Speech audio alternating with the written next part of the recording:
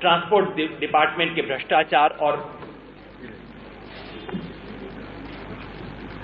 Police की दादागिरी और रिश्वतखोरी से बचाया जाएगा और ऑटो का किराया एक निश्चित फॉर्मूले के हिसाब से साल में 2 बार तय किया जाएगा। अगर खर्चा बढ़ता है तो दाम बढ़ाए जाएंगे, घटता है तो घटाए जाएंगे और ऑटो वालों को ट्रेनिंग मिलेगी और अगर उसके बाद भी वो नियम तोड़ते हैं, बदतमीजी करते हैं तो उनके ऊपर कार्रवाई भी की जाएगी। पर्यावरण में सिर्फ 2 बिंदु कहना चाहता हूं। एक तो ये, यमुना में सीवरेज का पानी भेजना बंद किया जाएगा, जिसका मतलब है कि 100% सीवेज को इकट्ठा करके जाएगी ताकि बिना ट्रीटेड पानी कोई भी यमुना में न जाए। और यमुना के तट पर, दरअसल तट से भी पहले जो अतिक्रमण हुआ है, तमाम बिल्डिंग्स बन गई हैं, इसको रोका जाएगा। यमुना के ऊपर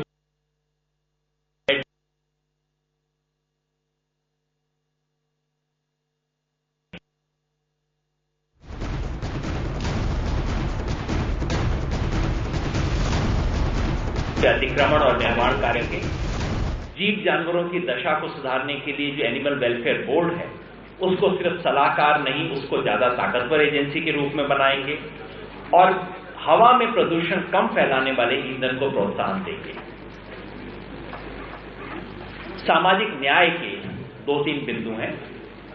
एक तो दलित समाज के लिए जो अनुसूचित जातियां हैं और उनके लिए एससी कंपोनेंट प्लान की व्यवस्था है। बजट का एक खास हिस्सा केवल अनुसूचित जातियों पे खर्च होना चाहिए, लेकिन सीएजी की रिपोर्ट बताती है इसका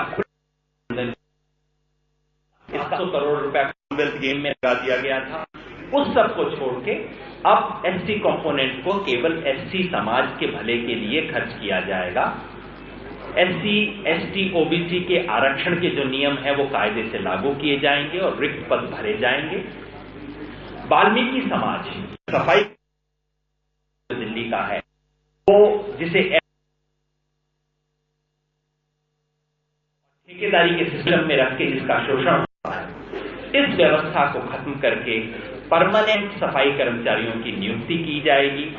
उनके लिए कैरियर प्रमोशन के चांसेस होंगे।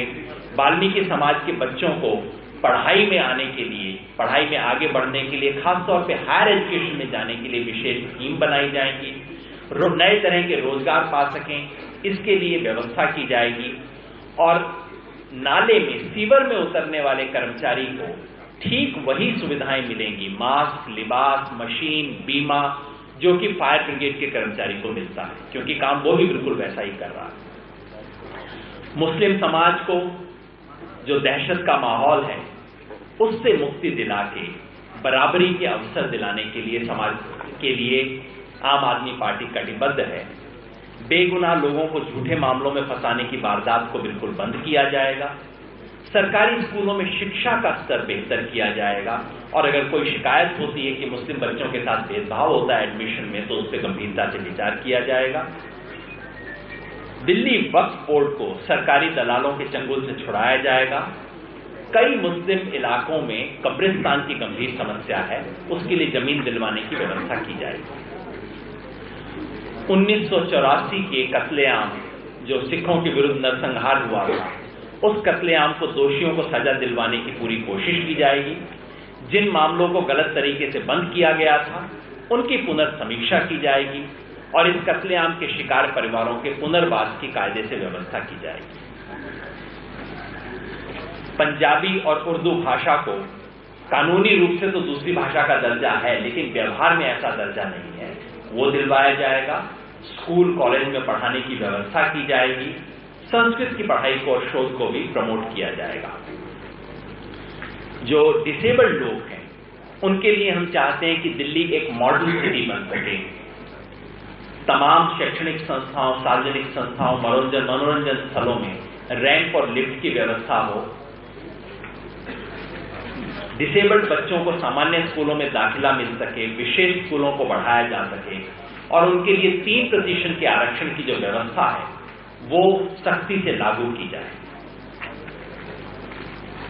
अंतिम बिंदु, संस्कृति और खेल का हर वार्ड में एक पब्लिक लाइब्रेरी खोली जाएगी। म्यूजियम की स्थिति को बेहतर किया जाएगा, खेलकूद के मैदान की सुविधाएं बढ़ाई जाएंगी, खेलकूद में जो करप्शन है उसे कम किया जाएगा, और बुजुर्गों को बहुत सख्त जरूरत है किसी ऐसी जगह की जहां वो रिक्रिएशन कर सकें, जहां वो जा सकें घर से बाहर, तो हर मोहल्ले में बुजुर्गों के लिए एक रिक्रिएशन सेंटर खोला जाएगा। एक अंतिम बात कह के मैं अपनी बात समाप्त करूंगा। मैनिफेस्टो बनते हैं, लोग भूल जाते हैं, पार्टियां भूल जाती हैं। आम आदमी पार्टी का संकल्प है कि अपने संकल्प पत्र को लागू करेगी, और वो कैसे? मुख्यमंत्री के ऑफिस में एक स्पेशल मैनिफेस्टो सेल बनेगा, एक संकल्प सेल बनेगा, जो सेल सिर्फ इसी एक संकल्प पत्र को मॉनिटर नहीं करेगा, बल्कि आम आदमी पार्टी का कैंडिडेट हर कॉन्स्टिट्यूएंसी में जो अपने मैनिफेस्टो जारी कर रहे हैं उन सब के क्रियान्वयन की निगरानी करेगा, उनको लागू करवाएगा, जनता की शिकायतों का जवाब देगा वो सेल, और वेबसाइट के जरिए जनता को जानकारी देता रहेगा किस संकल्प को लागू कर दिया है, किस संकल्प में कितना समय है, कहां कौन सी दिक्कत आ रही है, क्यों आ रही है।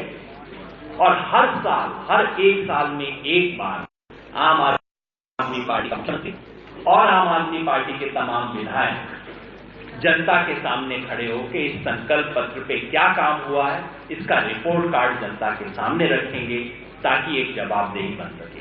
मैंने शुरू में कहा था ये घोषणा पत्र नहीं है, घोषणाएं बहुत हुई हैं, लोगों का भरोसा उठ गया है घोषणाओं से। ये संकल्प पत्र है जिसके एक एक शब्द को हमने सोच के समझ के बनाया है, और जिसके एक एक शब्द पे अक्षरशः पालन करने के लिए हम कटिबद्ध हैं। धन्यवाद। प्रश्न अगर आप लोगों के हैं। योगेश जी, ये मैनिफेस्टो होना था, शुरुआत करने के पहले ही आपने एक विवादास्पद बयान दिया है।